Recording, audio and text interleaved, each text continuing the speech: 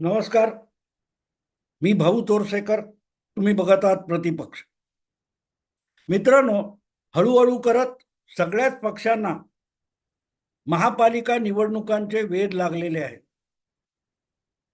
दिल्लीच्या महापालिका पातळीवरच्याच असलेल्या विधानसभेच्या निवडणुकांची घोषणा झालेली आहे आणि त्यामुळेच 22 तारीखला जी काय सुप्रीम कोर्टामध्ये केस आहे तिचा निकाल लागला तर येत्या उन्हाळ्याच्या सुट्टीच्या दरम्यान किंवा त्याच्या आधी मुंबई महापालिकेसकट राज्यातल्या 20-25 ज्या महापालिका दीर्घकाळ प्रशासकाच्या अधिकाराखाली चालू आहेत तिथल्या पालिका निवडणुका होऊन जातील अशी अपेक्षा आहे.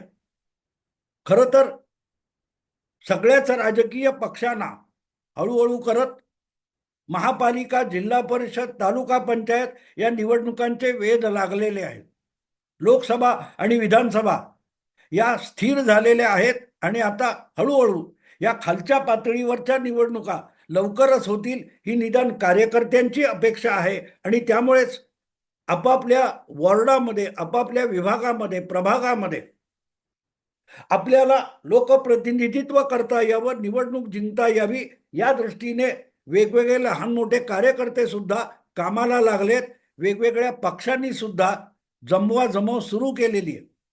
उद्धव ठाकरे त्याचं सगळ्यात मोठं उदाहरण आहे की काँग्रेस बरोबर महाविकास आघाडी म्हणून मुंबई महापालिका आणि राज्यातल्या सगळ्या पालिका वगैरे स्थानिक निवडणुका लढवायच्या की स्वबळावर लढवायच्या याविषयीचा गदारोळ उबाठा शिवसेनेमध्ये सुरू झालाय, काही प्रमाणात काँग्रेस पक्षामध्ये सुरू झालाय, अजूनही महायुतीमध्ये आणि महायुतीतल्या तिन्ही पक्षांमध्ये त्याविषयी फारशा हालचाली दिसत नाही.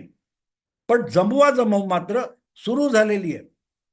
ज्या पद्धतीमध्ये पुण्यातले उबाठा शिवसेनेत असलेले 5-6 नगरसेवक काल परवाच भारतीय जनता पक्षामध्ये सहभागी झाले किंवा औरंगाबाद किंवा इतर कुठल्या मोठ्या शहरातल्या महापालिका, नगरपालिका यातले अनेक माजी नगरसेवक वगैरे उद्धव ठाकरे आणि उबाठा शिवसेना यांची साथ सोडून एकतर शिंदे यांच्या शिवसेनेत किंवा थेट भाजपमध्ये दाखल होण्याची प्रक्रिया सुरू झालेली आहे.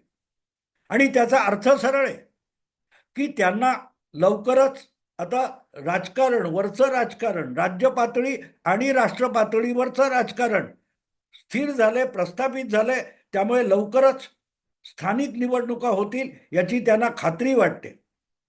आणि अशा वेळेला प्रामुख्याने राज ठाकरे, प्रकाश आंबेडकर किंवा तुमचे हितेंद्र ठाकूर, राजू शेट्टी, बच्चू कडू यासारखे जे छोट्या छोट्या पक्षांचे नेते आहेत त्यांना सुद्धा आपलं राजकीय प्रभाव क्षेत्र टिकवण्यासाठी आणि वाढवण्यासाठी महापालिका आणि स्थानिक संस्थांच्या निवडणुका हा सगळ्यात मोठा उपयुक्त आखाडा असतो आणि त्यासाठी ते प्रयत्न करतील यात शंका नाही, अजिबात शंका नाही.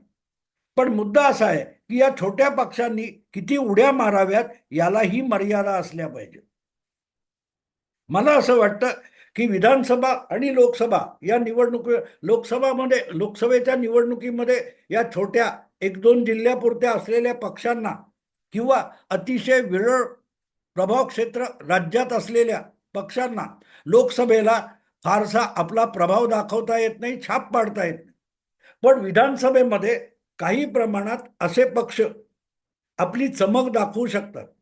समाजवादी पक्ष घ्या, ओवायसींचा पक्ष घ्या, हे दोन्हीही मुस्लिम प्रणित पक्ष आहेत. पण जिथे मुस्लिम बहुल लोकसंख्या आहे अशा विधानसभा क्षेत्रामध्ये या दोनही पक्षांना 2-2, 1-1, 3-3 असे आमदार निवडून आणता आलेले आहेत. कारण साधारण 40, 50, 60% मुस्लिम वस्ती असेल तिथे हमखास ओवायसी किंवा समाजवादी पक्ष यांना आपला आमदार निवडून आणता येतो. लोकसभेला त्यांची मतं काँग्रेसकडे किंवा दुसऱ्या कुठच्या सेक्युलर पक्षाकडे जात असतात. तीच गोष्ट हितेंद्र ठाकूर यांच्या बहुजन विकास आघाडीची आहे, राजू शेट्टी यांच्या शेतकरी संघटनेची आहे किंवा बच्चू कडू यांच्या प्रहार संघटनेची आहे. या लोकांनी काय करावं? प्रामुख्याने राज्यव्यापी पक्ष व्हायला बघणाऱ्या आणि असलेल्या, मरगळलेला असला तरी राज ठाकरे यांचा महाराष्ट्र नवनिर्माण सेना हा राज्यभर पसरलेला पक्ष आहे. प्रत्येक जिल्ह्यामध्ये त्यांची निदान कमिटी आहे. 8-10 जिल्ह्यामध्ये तरी त्यांना चांगले झुंज देऊ शकणारे, संघर्ष करू शकणारे कार्यकर्ते त्यांच्या पाठीशी आहेत. आणि म्हणून राज्यातल्या सगळ्या निवडणुका लढवण्याची इच्छा मनसेकडे असली तर वावगं नाही. पण निवडणुका नुसत्या लढवणं हे वंचित बहुजन आघाडीने हास्यास्पद करून ठेवलेलं आहे. जास्तीत जास्त जागा लढवायच्या, जास्तीत जास्त डिपॉझिट्स गमवायची, असला खेळ करण्यापेक्षा निदान मुठभर तरी तुमचे लोक निवडून आले पाहिजेत, तरच तुमच्याकडे हळूहळू करत मतदार ध्रुवीकरण होऊन, कन्सोलिडेट होऊन एकत्र येत असतात आणि तुमचे छोटे छोटे का होईना प्रभाव क्षेत्र तयार होत असतात. आणि मला असं वाटतं की ईव्हीएमची जी निवडणूक आहे ही या दृष्टीने फार महत्वाची आहे. पूर्वीच्या काळामध्ये ज्या वेळेला बॅलट पेपर होते तेव्हा बॅलट पेपरवर होणारं मतदान जे होतं ते सगळे मतांचे गठ्ठे एकत्र ढवळले जायचे आणि त्यामुळे नेमक्या कुठल्या बूथवर तुम्हाला किती मतं पडलीत याचे आकडे मिळू शकत नव्हते. निवडून येणारे किंवा पराभूत होणारे यांनी सूड भावनेने त्या विभागातल्या नागरिकांवर, मतदारांवर अन्याय करू नये म्हणून एक गोष्ट केली जायची की मतांच्या जे मतपत्रिका असायच्या त्या मतपत्रिका ह्या 10-12 मतपेट्यांमधल्या पत्रिका एकत्र करून ढवळल्या जायच्या आणि नंतर त्यांची मोजणी व्हायची, जेणेकरून कुठल्याही बूथची नेमकी आकडेवारी जिंकलेल्या किंवा पराभूत पक्षांना मिळू नये. आज ती परिस्थिती नाहीये. ईव्हीएममुळे त्या एका विशिष्ट बूथमध्ये कुठल्या पक्षाला किती मतं मिळाली याची आकडेवारी, अगदी डिटेल आकडेवारी मिळू शकते. आणि त्यामुळेच आपला प्रभाव, आपण दुबळा पक्ष असू, आपण छोटा पक्ष असू, पण आपला प्रभाव कुठल्या कुठल्या बूथवर आणि किती किती आहे, कुठल्या वॉर्डच्या किती बूथवर आपलं मतांचं प्रभाव किती आहे याची आकडेवारी राजरोसपणे प्रत्येक पक्षाला मिळू शकते. आणि हा मला असं वाटतं की छोट्या पक्षांनी आपलं प्रभाव क्षेत्र विस्तारण्याच्या दृष्टीने एक जमेची बाजू आहे.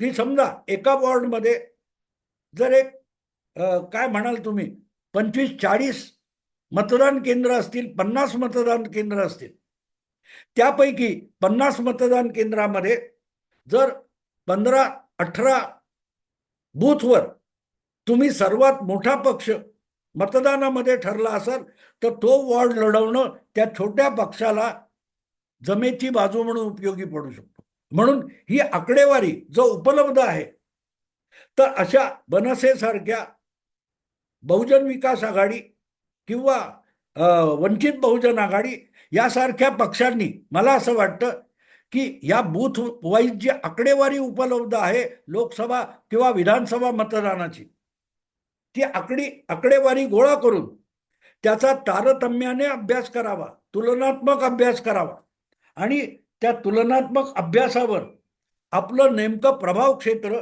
कुठल्या कुठल्या वॉर्डामध्ये आहे ते निवडक वॉर्ड शोधून काढावेत. अजून वेळ आहे, अजून निवडणुका जाहीर झालेल्या नाहीत, पण त्या पुढच्या 3-4 महिन्यामध्ये याचा जर अभ्यास अशा छोट्या पक्षांनी, प्रामुख्याने मनसेसारख्या पक्षांनी केला तर त्यांना वेगवेगळ्या महापालिका निवडणुका, जिल्हा परिषदा, नगर परिषदा, नगरपालिका या निवडणुकांमध्ये आपला प्रभाव दाखवता येईल.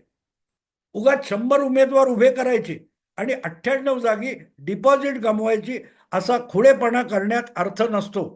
मला असं वाटतं की आत्ता जी विधानसभेची निवडणूक झाली त्या निवडणुकीत आलेले निकाल तुम्ही बारकाईने बघितले तर भाजपने 149 उमेदवार उभे केले होते, त्यापैकी 132 उमेदवार निवडून आले आणि भाजपचे फक्त 17 उमेदवार पराभूत झाले.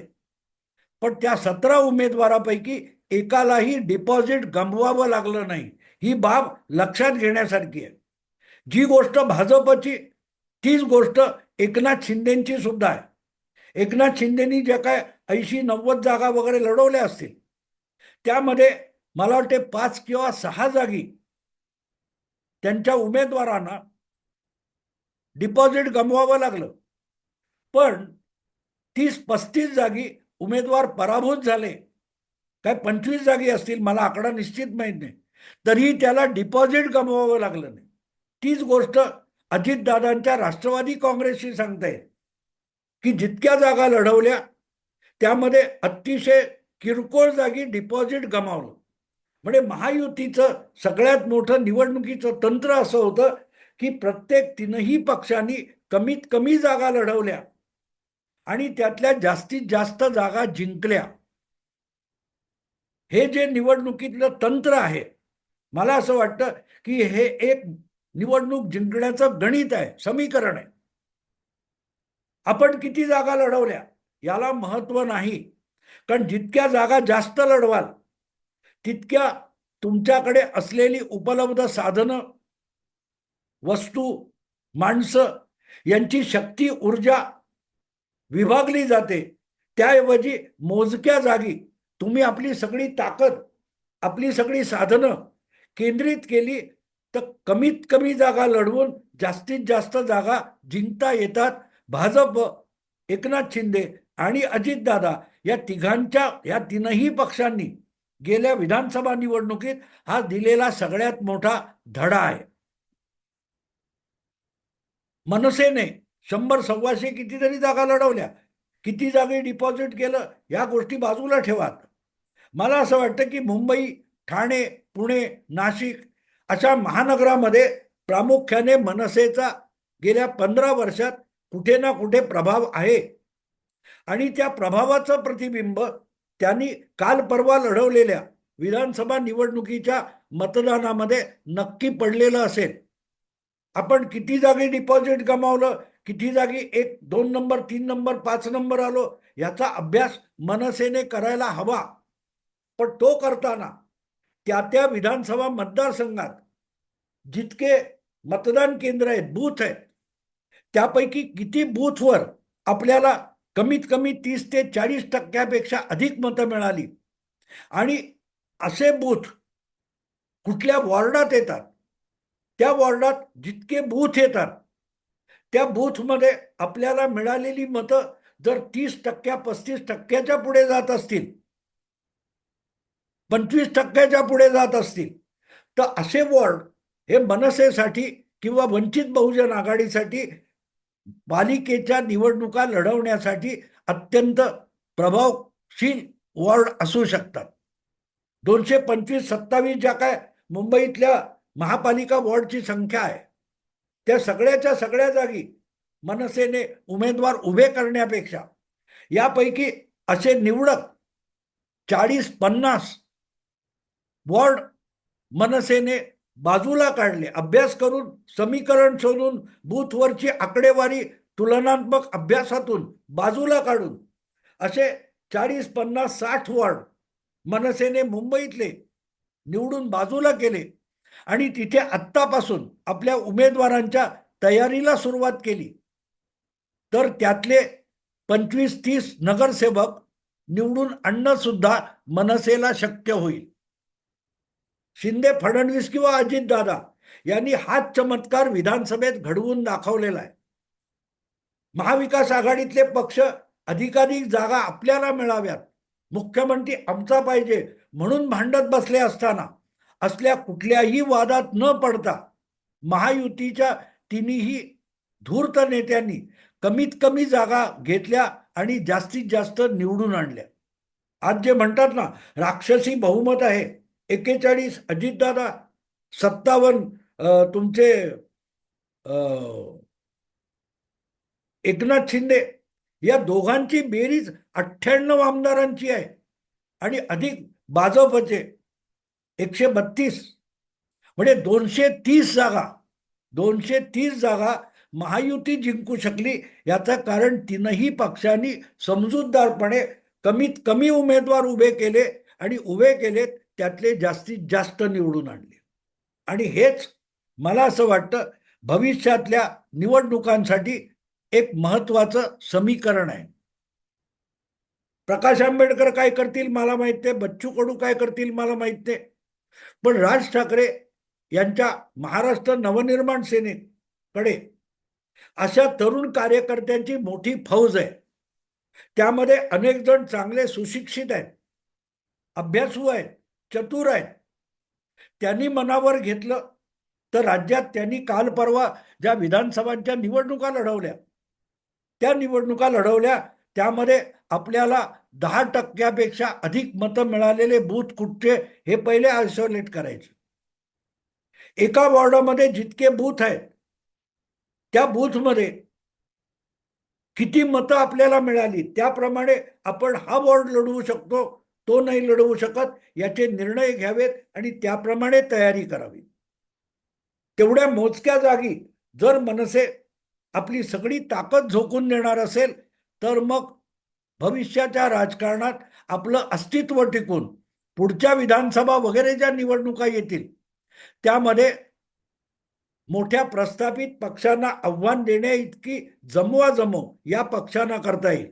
कारण आता ज्या स्थानिक संस्थांच्या जिल्हा परिषद, तालुका पंचायत, महापालिका, नगरपालिका अशा निवडणुका होणार आहेत, त्यामधून सगळ्याच पक्षांचं तिसऱ्या चौथ्या फळीतलं नेतृत्व उभं राहणार आहे.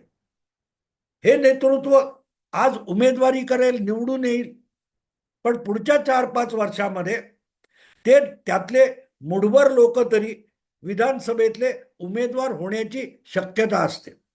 आणि म्हणून मी असं म्हणतो नेहमी की निवडणुकीच्या राजकारणामध्ये तळागाळापासून तर सुरू होणारा जो उमेदवार आणि इच्छुक असतो तो पुढे आपलं प्रभाव क्षेत्र विस्तारत जाऊन उच्च पातळीपर्यंत पोहोचू शकत असतो. आणि त्याची सुरुवात अशी होऊ शकते ती एखाद्या वॉर्डपासून होऊ शकते, प्रभागापासून होऊ शकते. आणि म्हणून मला असं म्हणायचंय की मनसेला जबरदस्त फटका बसला विधानसभा निवडणुकीमध्ये. गेल्या 3 विधानसभा निवडणुकीमध्ये दोनदा एक आमदार निवडून आला, यावेळेला तो पण आला नाही. तर त्याची कारणं शोधली पाहिजेत, आत्मपरीक्षण केलं पाहिजे. पण ते करताना सुद्धा जे साधन, सगळ्यात मोठं साधन आज कुठल्याही पक्षासाठी निवडणुकीची तयारी करण्यासाठी उपलब्ध असेल तर ते बूथ वाईज झालेल्या मतांचे आकडे आहेत. तुम्ही किती चतुराईने त्याचा वापर आपल्या राजकीय भविष्यासाठी करता यावर तुम्ही तुमचं भविष्य घडवण्याची किमया अवलंबून असते. कोणाबरोबर आघाडी करायची, कोणाबरोबर युती करायची या नंतरच्या गोष्टी आहेत.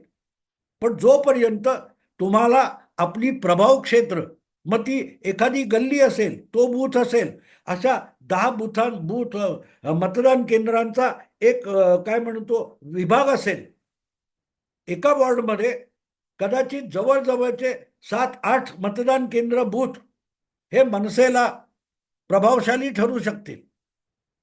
अमित ठाकरे माहीमला पराभूत झाले, पण माहीममध्ये जे काही असे बूथ आहेत तिथे येणाऱ्या महापालिका निवडणुकीत मनसे चमत्कार घडवू शकते. आणि म्हणून वरळीमध्ये संदीप देशपांडे असेल किंवा असे जे मतदारसंघ आहेत त्यामध्ये बूथ वाईज जी आकडेवारी आत्ता विधानसभेनंतर उपलब्ध झालेली आहे, राज ठाकरे आणि त्यांच्या सहकाऱ्यांनी मनावर घेतलं तर ते महापालिका फक्त मुंबई नव्हे तर नाशिक, ठाणे, कल्याण, डोंबिवली वगैरे वगैरे ज्या महापालिका आहेत तिथे ते आपलं पुनरागमन करू शकतील. हितेंद्र ठाकूर यांच्यासारखा नेता आपल्या प्रभाव क्षेत्रामध्ये आपण कुठे कुठे कमी पडलोय आणि कुठे कुठे आपला अजूनही प्रभाव आहे याचं एक समीकरण मांडू शकतील, गणित मांडू शकतील आणि मग महापालिका निवडणुकीला सामोरं जाऊन परत नव्याने पुनश्च हरिओम करू शकतील. प्रकाश आंबेडकरांनाही तोच नियम लागू आहे. मुद्दा असा आहे की इतकं गंभीरपणे करणार का? माध्यमातून चमकत राहण्यापेक्षा या सगळ्या छोट्या प्रादेशिक पक्षांनी जिल्हा, 2 जिल्हा किंवा विभागापुरत्या मर्यादित असलेल्या पक्षांनी तुमच्या हातात सगळ्यात मोठं हत्यार किंवा अवजार काय असेल तर बूथ वाईज मतांची आकडेवारी आज उपलब्ध आहे. ती तुम्ही वापरणार की नाही वापरणार हा तुमचा विषय. लोकसभेला जे यश मिळालं त्याचा बारकाईने अभ्यास महाविकास आघाडीतल्या काँग्रेस, शरद पवार गट आणि उद्धव ठाकरे गट यांनी केला असता तर ते गाफील राहिले नसते आणि विधानसभेमध्ये त्यांना दणदणीत फटका बसला नसता.